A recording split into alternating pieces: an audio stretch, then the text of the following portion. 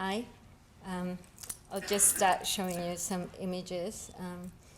That's our work. We work with chocolate. It's our passion. That's easy. A little bit about myself. My experience is having worked in international advertising and branding firms. I'm the creative director and brand designer for Origin8 Fine Foods. I guess my work is quite broad because it involves coming up with a concept and taking it from the naming to the packaging design to photography to the illustration to the website design to the copywriting and even to the modeling. So it's quite broad. I wear a lot of hats. I love brands and I love the psychology of brand loyalty. What makes a person want a brand over another brand. This is an ad that we have recently done for chocolate. It's a very passionate topic, but also the tagline, hand infused with passion, reflects on our product because it is also handmade. Now, going back to brands and why people choose a particular brand is because we identify with a brand and we choose it because of its values and how it fits with our personal identity. And also it's an expression of ourselves and it becomes a part of us. A little bit of information about our brands. As was mentioned, we started in 2004 with Easy and started manufacturing in 2008. There is Easy making sure that each chocolate is perfectly hand-panned and round and polished, and it's a really beautiful product. Then Miss Sweetie came along. Then Coffee Addict, which is it's an impulse purchase. It's like a little coffee you can take and run with it if you're in a hurry because you're not going to spill it out. And the short black has got guarana added on it, so a bit of energy. That's our Avonlea cookies, which are gluten-free, yeast-free, dairy-free, egg-free. They do taste very nice. And they're also vegan.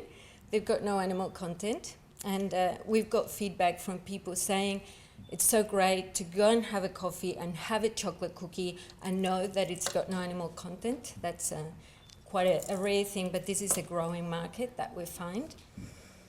Our brands are niche, they're gourmet. All our products are handmade and we use only the very, very best ingredients, and we also select as much as possible Australian ingredients such as our buttermilk, ginger and our Queensland macadamias. They're also hand-packed. We support people with disabilities and they work with us in packing the product. And all our packaging is also printed in Australia. So as a whole, it is a very Australian product. Easy is the Nesta chocolatier. He has trained in Europe and he's very experienced. And we have just launched something that's very unusual for a brand these days. And it's actually the exclusive signature range, which guarantees you who made the product. Basically, he signed every box. And this is a very rare thing we find with brands where everything is so mass-produced, you wouldn't have a clue who made the chocolate you're eating. But Easy made the chocolate, all of our Nesta chocolate, so if there's anything wrong with it, you can tell him. He can't run away. Okay, now a little bit about working with exports and Austrade and food shows. The last 4 years, we have exhibited in international food shows, and this is a bit of what you can expect. It's definitely highly recommended. You get a lot of people coming to see your product, a lot of international visitors, and they estimate that there is between 30 and 40,000 people coming to your stand in the 4 days, so it's very intense.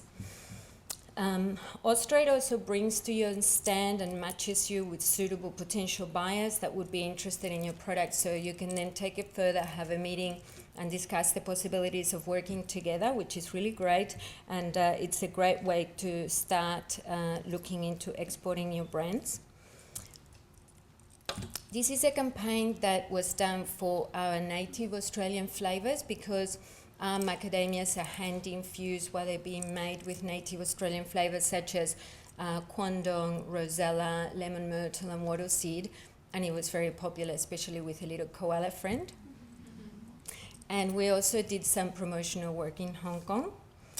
2 years ago, we started taking our brands to some other countries, and as a result, we had the opportunity to visit Origin8 offices, which was really good.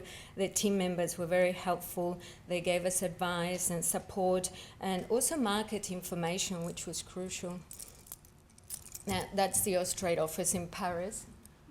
They've got a great view. I can live with that. Okay, well, now a little bit of tips about selling your brand and working with overseas markets. A very important thing is knowing your audience and your target market and finding areas where your product or your service, your offering is actually going to be appreciated and purchased. Obviously, as mentioned already, websites are really important because that gives anyone, anywhere in the world, access to your products anytime. We all the time get product feedback and interest, questions from people, where can I buy this? It's absolutely fantastic. We've also had overseas buyers that have found our products directly from doing Google searches and are pretty much ready to put in an order. So that has worked out very well as well. And obviously having an online shop, which we're looking at doing very soon in the next month or so. There's a lot of things with international markets that you will learn as you go along, and also depending on which country you're dealing with, as things and customs always differ, and requirements and laws. Some things to take into consideration could be perhaps currency. How competitive can you stay in a market where our currency is very, very high for that particular market? So that's one of the things. Other barriers could be perhaps paperwork and documentation that you need to supply, certificates, like certificates of health, certificates of origin. This is time consuming. It's also a cost. Every certificate you have to pay for. So it's another cost that you have to factor into your final pricing. Dating methods of labels, for instance. We've been to some countries where it's not good enough to just say when the product is going to go overdue, but you actually have to also state manufacturing date, so that could be another thing. Or translating ingredient panels and things like that. So, for instance, if you go into the Middle East or Japan, ingredients might need to be translated and placed into on top of your boxes. Also insurance, making sure that you're covered with the right insurances and you can do the transaction with peace of mind and not make sure that you're not running any risks.